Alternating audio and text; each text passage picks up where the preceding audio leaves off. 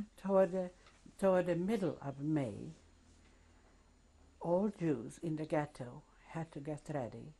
You could take only one little package, each person, and had to go to Mishkolz in the Teglaja. That was a brick factory, a big area where all the Jews were gathered from a big area.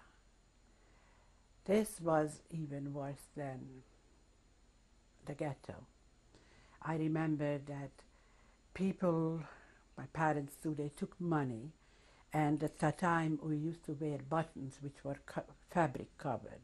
So into the button they put money. The bottom of the clothing, coats and skirt, necklace or rings were put in there. And they were trying to hide some valuables, so in case wherever we go, we could buy food or whatever we needed for. But just before going, when everyone was ready, they came in. This was also the Hungarian equivalent of the Nazis. I forgot they wore those crosses. And everyone had to undress completely, and they body searched and they took things away. And just after a few days, they took us to the railroad station, and cattle cars were in front of us. We had to go in. And in each one was between 70, 75 people, young, old, children, babies, and there wasn't enough room to sit down. So some of them stood until it became so bad that they just fell on top of another. People must have looked out and they were saying, oh my, it was a very strange place. The doors didn't open yet, and we saw people in striped clothing, no hair, and couldn't figure out what it was.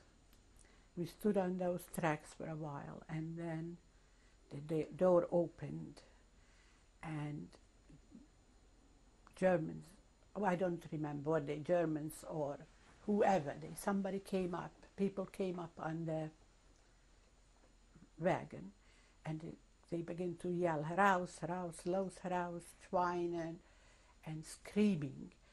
And we had to jump. You know, that is a high step. And people were moving for so many days. Even for a younger one, it was difficult to get out. The one who couldn't, they just pushed them out. We tried to stay together as a family, and packages, everything was left there. Nobody took anything with them, just us, and began to walk. The whole area was like a big flat, very few buildings we could see, just wooden buildings, but we really didn't know where we were. Anyway, I didn't know where we were. And we came to a point where stood a very elegant German with white gloves and said nothing, just pointed this way and pointed that way and pointed, you know. And my father and brother went where the men were, and I stayed with my mother.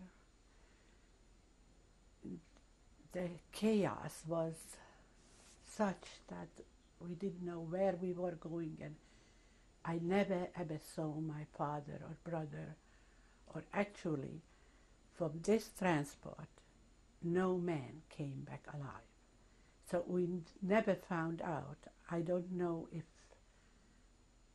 my family, if they were killed outright, were they put in a camp and died later, because sometimes people who came home said, I met this one, I met that one. No one met them, and no one came back.